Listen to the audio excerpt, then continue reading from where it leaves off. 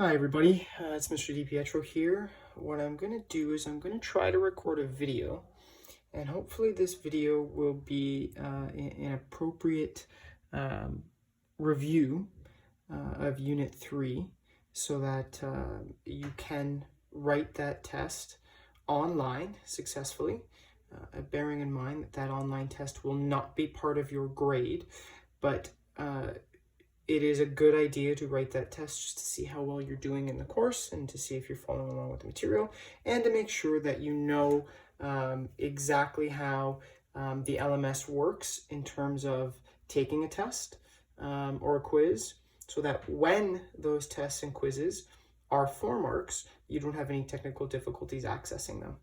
Okay, but I do want to make sure you get the best mark possible, even if it's not going to end up on your report card. So let's take up this review. What I'd like everyone to do is on the LMS, you're going to pull up a file, and the name of the file is Unit 3 Review 2018, because it was written in 2018. Okay? And once you open up that file, the title is Review Test Number 3, then Review again, with the subtitle Equations. Okay? So once you have that file open, we're going to take a look at question 1a. If you're following along, you should see that 1a is 5x equals 65. And our job here is to solve. Okay? So it's 5 times x equals 65. Very easy to solve this.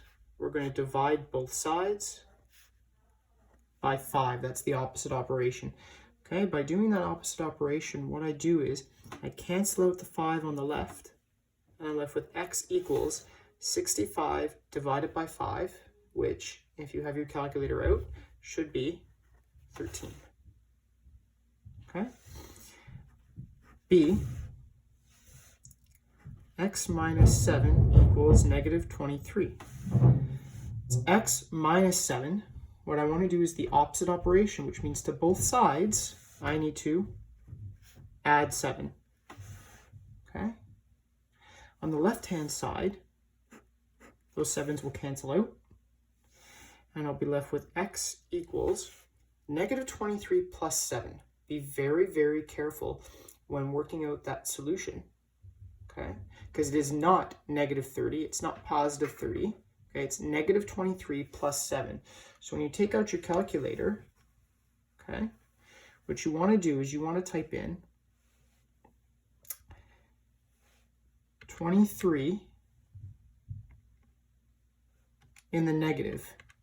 Okay, so I have negative 23 on my calculator. Okay, and then I want to say plus 7, and my answer is negative 16. Okay, so that's going to be the final answer to that question, negative 16. Okay, part C, 3x plus 2 equals negative 13. Okay.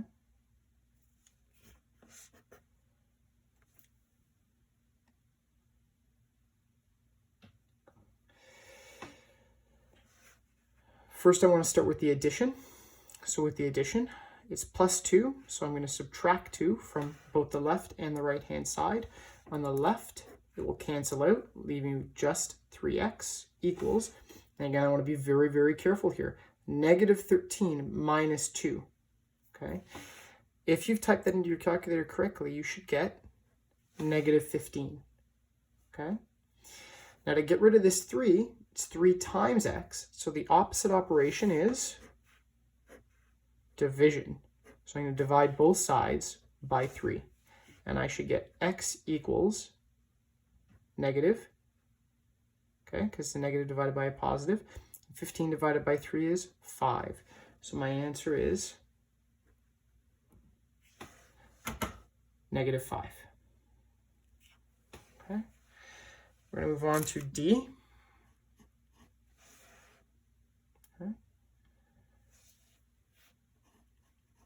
7x plus 3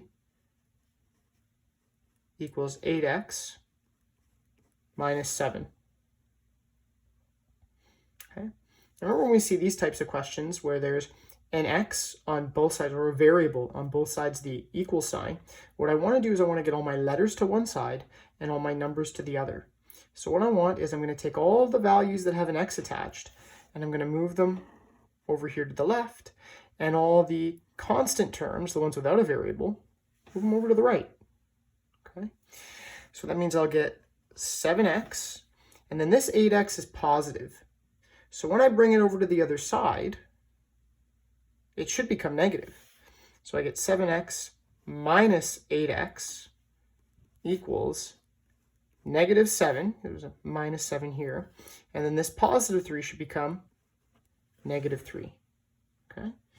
Now I've got to collect some like terms.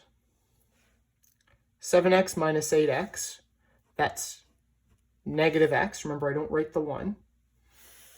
Equals negative 7 minus 3. Be very careful when you type that into your calculator. You should get negative 10. Now, I'm not finished because I've got this negative sign in front of the x. And what I want to do to get rid of that is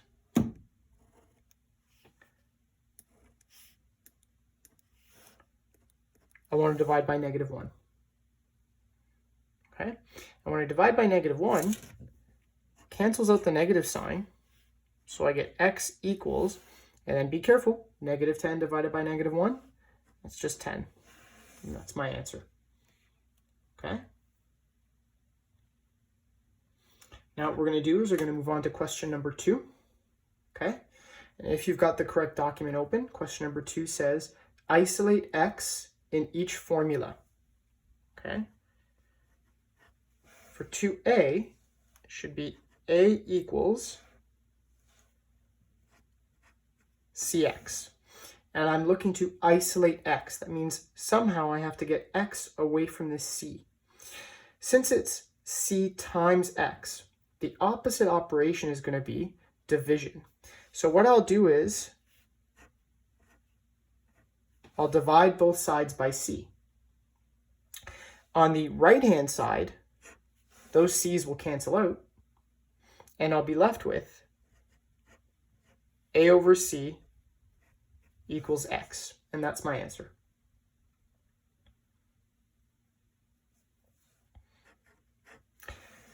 For b, the equation is y equals mx plus b. You're going to become very familiar with that equation very, very soon. Okay, don't need to worry about it right now, but very soon that'll be a very important equation to you. Okay, we want to isolate x. So if I want to isolate x, the first thing I have to do is get rid of this b. So I'm going to move this b to the other side of the equal sign. Since the b is positive here, what's it going to be when we bring it over to the other side? It's going to become negative. So we're going to get y minus b equals mx. Okay? Now our x still is not alone, so what I have to do is get rid of this m. Now it's m times x, so of course the opposite operation is going to be division. Okay? So I'm going to divide both sides by m. The m's on the right-hand side will cancel out, and I should be left with y minus b over m equals x. And that's my answer. Okay?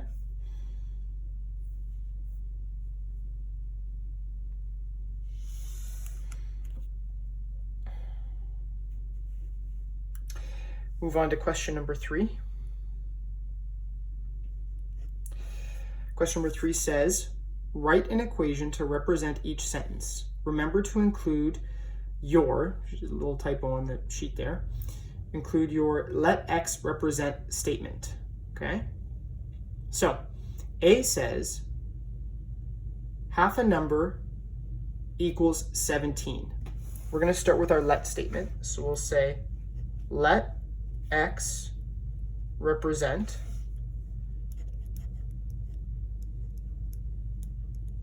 the number, okay?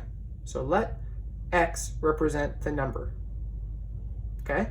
Half a number equals 17. When we say the term half, what we mean is we're dividing by 2.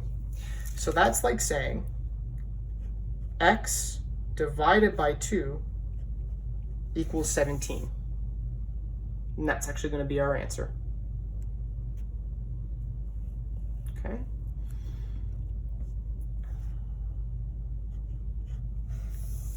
We'll do B. B says twice a number less 35 equals 9.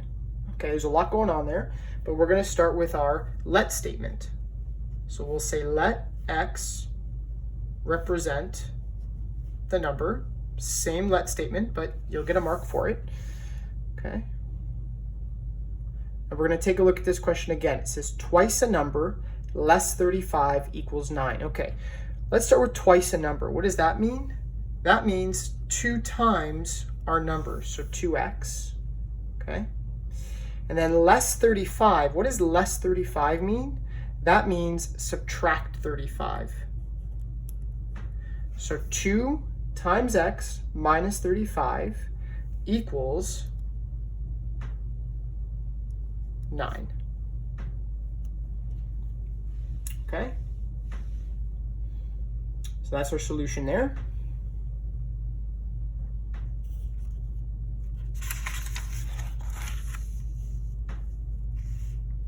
Again, I'm not going to give you time to copy it out. I'm assuming that you've already completed it, and if you haven't and you'd like to write out the solutions from my work, then I suggest that you pause the video that you're watching, write your solutions, and then continue on with the video.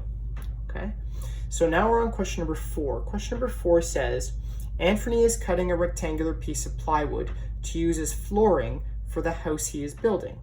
The length is triple the width plus 20. The perimeter of the plywood is 96. What are the dimensions of the piece he is cutting? Okay. What are the dimensions of the piece he is cutting? Okay. So we know what perimeter is. Okay. And what perimeter is it's always equal to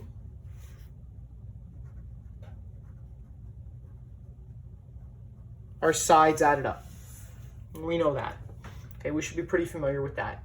And in this case, we're looking at length and width. Okay? And we're given a little bit of information here. It says the length is triple the width plus 20. Okay? So what we're going to do is we're going to say let W represent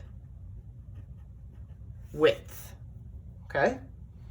So width is our W.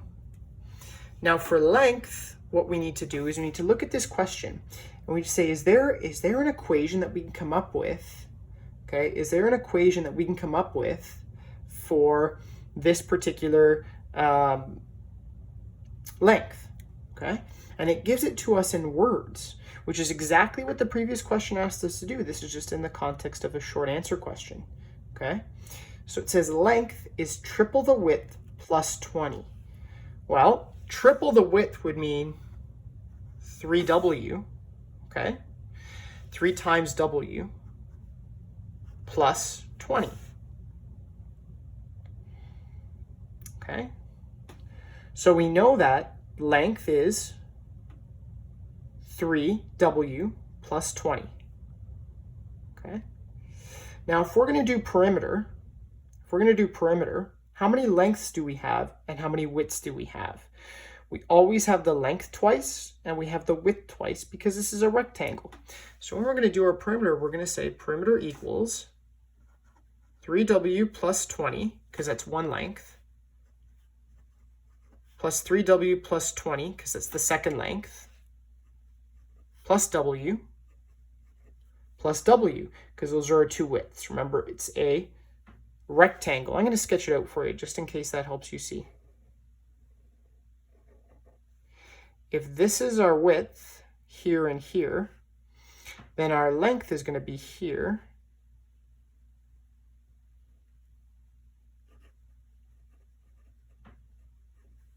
And you can see that in order to calculate the perimeter, I've got to add all 4 of these up. Okay, now this looks like it's complicated, but it's not. All we have to do is collect our like terms. So what I'm going to do is I'm going to circle all of my W values, or all of my values with a variable. Okay.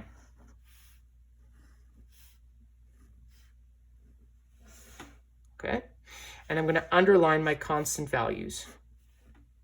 So now I can rearrange this so that I can collect like terms and simplify. 3W plus 3W plus W plus W plus 20 plus 20. Okay. 3W plus 3W is 6W. 7W, 8W. 20 plus 20 is 40. So now I know my perimeter is equal to 8W plus 40. Now there's another piece of information that the question gave us. That other piece of information the question gave us is that the perimeter is 96 meters. That means we can, instead of writing P, we can write 96 equals 8W plus 40. Okay, 96 equals 8W plus 40. Because remember, our question is saying, what are the dimensions? So I've got to figure out what W is. Okay. If I want to solve for W, I've got to get rid of this plus 40. I do that by bringing it over to the other side. 96 minus 40 equals 8W. That means 56 equals 8W. Okay. My next step is going to be to figure out what W is equal to. Okay. We'll do that by dividing by 8. It's 8 times W, so we'll divide by 8. 8's cancel out. 56 divided by 8, that should be 7 equals W. So I know my width is 7. I don't know my length yet, but luckily, I do have an equation for length that I came with at the beginning. Okay. So what I'm going to do is I'm going to say length is equal to 3W plus 20, and I'm going to substitute the W that I calculated into that equation. So we'll say length equals 3 times 7 plus 20. That means length is equal to 21 plus 20. That means length is equal to 41. Okay. Now, because this was a short answer question, what I want to do is I want to close off with a therefore statement. So I'll say therefore the width is 7 meters and the length is 41 meters. Okay. Now I'm going to move on to question number 5. Question number 5 is another short answer question. Okay. Question number 5 says, Cindy, Taylor, and Vanessa are all friends. Cindy is twice as old as Taylor. Taylor is 7 years older than Vanessa. The sum of their ages is 55. How old are all 3 friends? Geez, going to be a lot of work here for this one. Okay. But shouldn't be all that difficult to solve. Okay. So what we have to do is we have to come up with some let statements. Okay.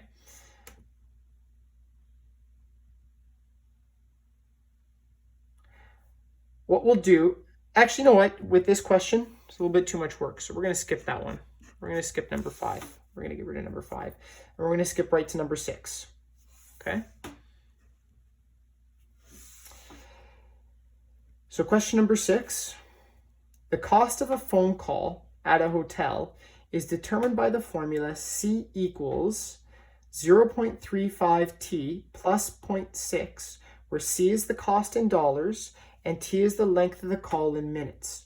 What is the length of a call that costs $5.85?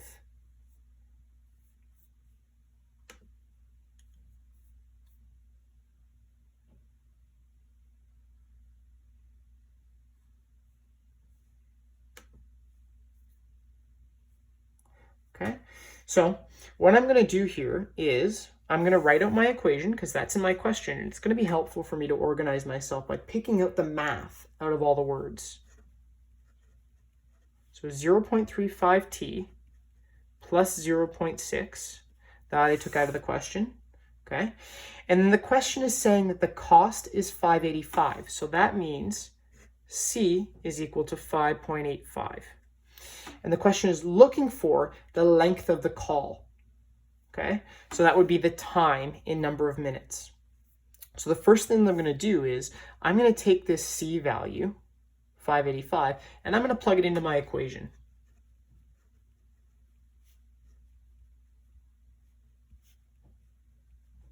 Okay? And what I'm going to do now is I'm going to solve for this variable t. Now, this is a little tricky because a lot of decimals in here, but the rules that we've learned up until this point, they still apply, okay? They still apply. So I see addition plus 0.6. So what I'm going to do is I'm going to minus 0.6 on both sides. It's going to be my first step, okay? That means I should be left with 525 equals 0.35t. Okay. My next step is saying it's 0.35 times t. So I'm going to divide both sides by 0.35. Okay. They should cancel out. 0.35t divided by 0.35 gets rid of those 0.35s. And now on my calculator, I've got to calculate 5.25 divided by 0.35. I'll give you a second to do it if you're following along, okay? But I've already done it, so I know that 15 equals t, okay? And because this is a short answer question, I need to close with a therefore statement. Therefore, the length of the call was 15, but I don't want to just leave it at 15. I need a unit, so I have to go back to the question and see what unit are we measuring time in, and it says length of the call in minutes, so I'm going to say 15 minutes, okay?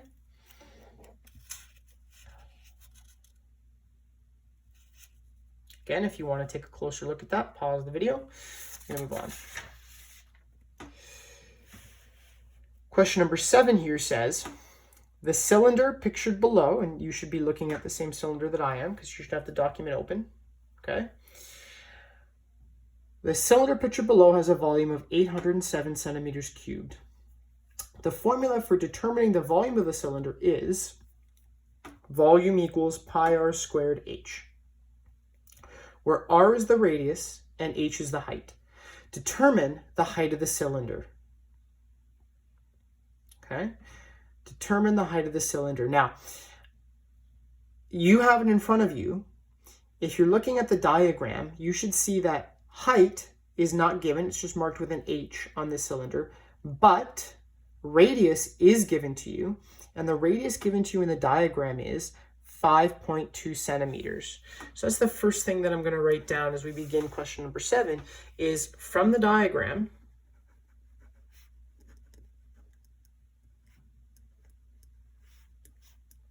R equals 5.2, okay? That's going to be important, okay? So I'm going to write down volume equals pi r squared h, because that's my formula for volume. Now, you probably learned that in elementary school somewhere, and it's okay if you don't remember. It's not a big deal, okay, because I'm giving you that formula. But I always like to rewrite my formulas before I plug anything in, okay? So now what I'm going to do with this formula is I'm going to plug in the numbers that I know, okay? I know the volume because the question says the cylinder has a volume of 807 centimeters cubed. So I'm going to say 807, okay? equals pi. We should all remember how much pi is. Now, pi is a number that repeats, but it's enough for you to say pi equals 3.14. So what I want you to do for pi is plug in 3.14. Now, your calculator may have a pi button. My calculator certainly has a pi button. So if you look here, I don't know if you can see it because it might be too small in the video, but there's a little yellow pi symbol here. So if I hit shift and then I hit that button, I get the pi symbol on my calculator. And pi is actually equal to this big long number, which is 3.141592654, and it keeps going and going and going. If your calculator has a pi button, feel free to use that pi button. Your numbers, your answers, might come out a little bit different than my answer here, okay? But it should be pretty close, okay? If you don't have a pi button in your calculator, then feel free to use 3.14. That's good enough, okay? So, moving forward, okay, 3.14 times, we know what radius is, it's 5.2, and it's squared, and then height is what I'm looking for, so I'm just going to write down h again, okay? So what I've done is I've substituted all my values in, okay? And what I want to do now is I want to use some BEDMAS to clean up some of these numbers because there's too much going on in here, and there's some math that I can do before I do any rearranging, okay? So I'm going to say 807 again. I'm going to rewrite that, okay? Equals 3.14. And if I'm following BEDMAS, the first thing I want to do is 5.2 squared. So on your calculator, again, I know it's been a while, but we're going to do 5.2, okay? And then on my calculator, the power button is this little hat, this little pointy triangle. So I'm going to hit that to the power of 2 equals 27.04, okay? So in brackets, I'm going to write 27.04 because according to BEDMAS, I've got to take care of that squared first. And I'm going to rewrite that h because I haven't done anything with it yet. Now my next step, according to BEDMAS, would be to multiply 3.14 times 27.04. So again, I'm going to take my calculator out. 27.04 is already on there. I'm just going to multiply by 3.14. And again, if you have a pi button, you could have said times and then just hit the pi button. You would have gotten a slightly different number, but it would have been close enough, okay? So I got 84.9056. That's too long. I'm going to round it to do decimal places. So I'm going to say 807 equals 84.91 times h, okay? So again, for those two steps, I followed BEDMAS, okay? I followed BEDMAS. For the last step, I need to solve, okay? And it's just a one-step equation, okay? So what I'm going to do is divide both sides by 84.91. And I'm dividing them because, of course, it's 84.91 times h. Well, the opposite of that is division, okay? And they should cancel out. On my calculator, I'm going to want to do 807 divided by 84.91, and I should get around 9.5, okay? So I'm going to say 9.5 equals h, okay? And now because it's a short answer question, okay, I want to have a quick therefore statement. Therefore, the height of the cylinder is about, I'm writing about because I rounded my answer, so I know it's approximate and I want to reference that in my solution, is about 9.5. Do I get full marks for leaving it at 9.5? No, of course I don't, because there's no unit. So what units am I going to use? Well, I go back to the question. I see that radius is in centimeters, so my height is in centimeters as well. Okay, so I get 9.5 centimeters. Okay, so we're going to move on to the next page. Okay, and this should be the last page of the review if I'm not mistaken. Okay.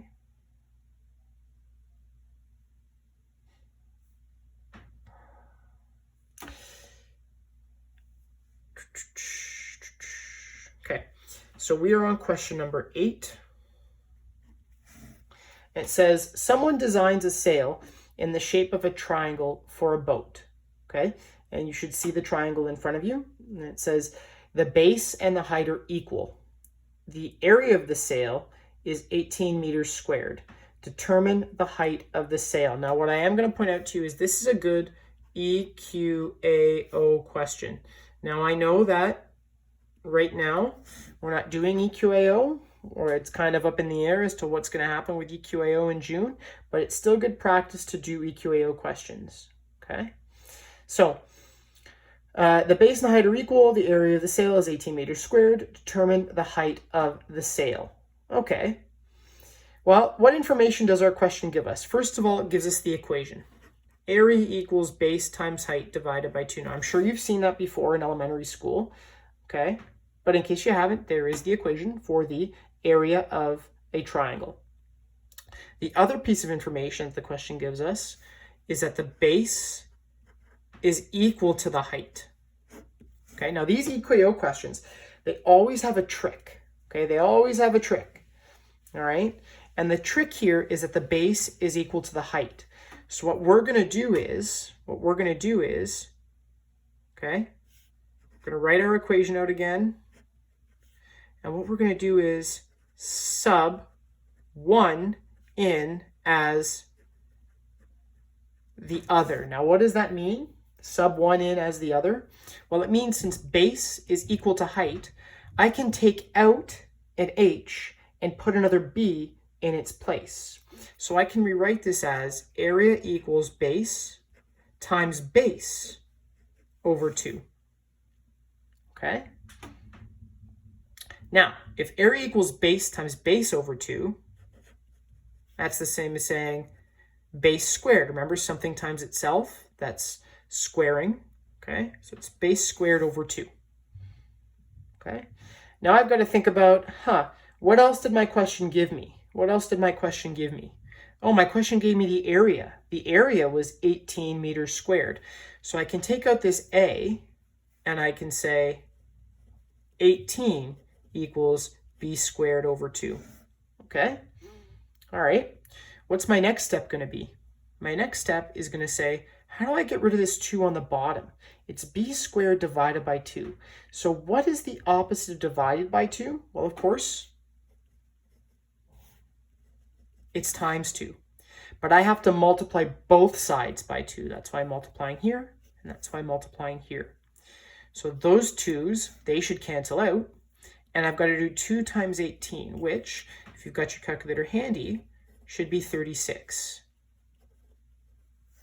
Okay, so 36 equals b squared. Okay, now that is not our answer. That's not our answer yet, because I need to know what b is.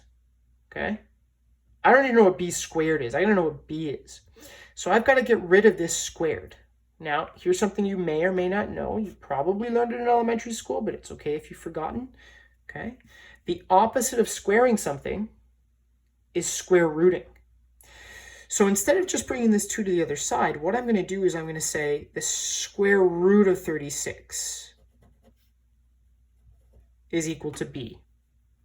Okay, and in case you're looking for that button on your calculator, it is right here on mine. This is what the button should look like. That's your square root button. So on my calculator, I've got to hit the square root button, and then I've got to put my number. So I got to do square root 36. On some calculators, you have to hit the number first and then the square root button. So you got to get to know your calculator. Okay. So square root 36 equals 6.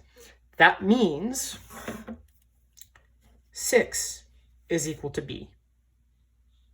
Okay. And of course, since this is a short answer question, we need to say, therefore, the height of the sail and the base of the sail are both 6 meters. Okay, and don't forget your units there, okay? Otherwise you lose marks. Okay. And now we should be on our last question here. Last question, last short answer question, then I'm going to let you go. Okay.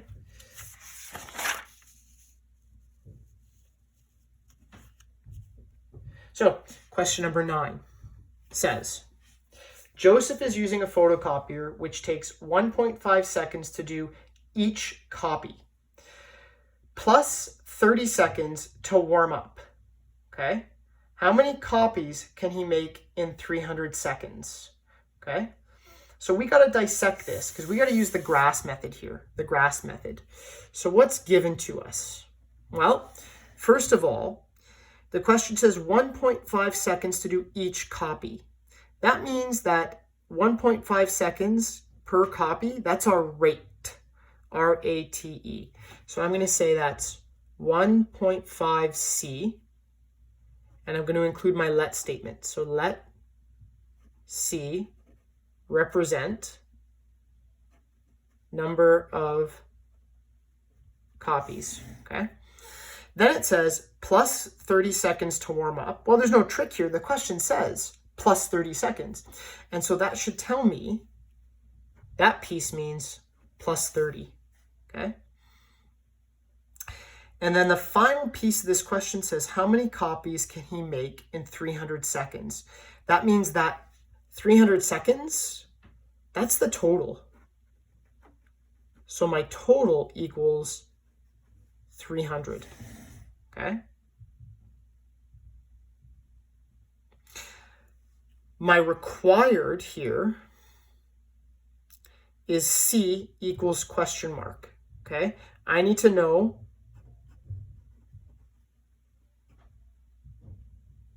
how many copies. So C is question mark.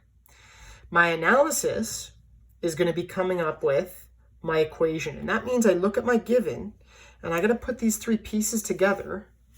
I have to put these 3 pieces together to say, well, what's my equation? Okay, so start with 1.5C. Okay, 1.5C, that's my rate, plus 30 equals 300, because 300 is my total. So that's my equation. Okay, and now what I need to do is move on to the S step, which stands for solve. Okay, I'm going to rewrite my equation, even though it's right there. It's sometimes helpful to just rewrite it so you can cross stuff out or manipulate it a little bit. I'm just going to solve this like a standard 2-step problem, 2-step algebra problem. Okay, I got 1.5C plus 30. Well, the first thing I'm going to want to do is get rid of that plus 30. And I do that by subtracting 30 on both sides. So they cancel out, and I'm left with 1.5C equals 270. Okay? Now what I have to do is I've got to get rid of that 1.5, okay? And that 1.5, it's times C. So to get rid of it, I divide. Those 1.5 should cancel out, and I should get C equals, okay, 180. And of course, because this is a short answer problem, I have to have my phrase or my therefore sentence. So I'm going to say, therefore, Joseph makes 180 copies in 300 seconds. Okay, so that is me taking up our review for Unit 3. Now, I know Unit 3 has been a bit of a bumpy road because we've been dealing with the school closures, but I've done a good sample of questions here. that will be representative of what you will see on the practice test that I'm going to post, and any future assignments or tests or quizzes or exams or whatever that we're going to do for the remainder of the year. Okay, so if you've completed the review and you make sure that's done, and you've also gone through the remainder of the notes that are posted on the LMS and you've completed those as well in your own handwriting, it's not good enough to just read them, then you should be prepared to take our little practice test, which I will be posting probably on Thursday. You'll be listening to this on Wednesday. This should be posted on Wednesday. So you'll be writing that test on Thursday. I'm going to open that test up. I'm going to leave it open for a couple of days, and you're going to have multiple attempts to write it. Okay, so what does that mean? That means you don't have to write it right away. You can wait for a reasonable time for yourself to write that test. In addition, it means that if you do the test and you don't do that well on it and you think you can do better, then I will give you the opportunity to try that test again. Okay, and again, since you're doing this from home, there's nothing stopping you from having your notes out in front of you, and I would definitely advise that you do that. I know that these are not the best circumstances to be learning in, and so I'm willing to concede to give you guys a bit of an advantage to do the best that you can at home under the circumstances. So in any case, please make sure that you have completed this review, that you have filled out all the notes that are on LMS. At least you should have done all the practice questions that have been posted on LMS with the notes and hopefully the homework that's there as well. And once you've done all that, you should be ready to write the test on Thursday, which I will remind you will not be counted in your grade. Okay, it's just to see if you are following along, and it's just to see if we can get comfortable with using the LMS. Okay, hope everybody is staying healthy and safe, and have a good day. Bye-bye.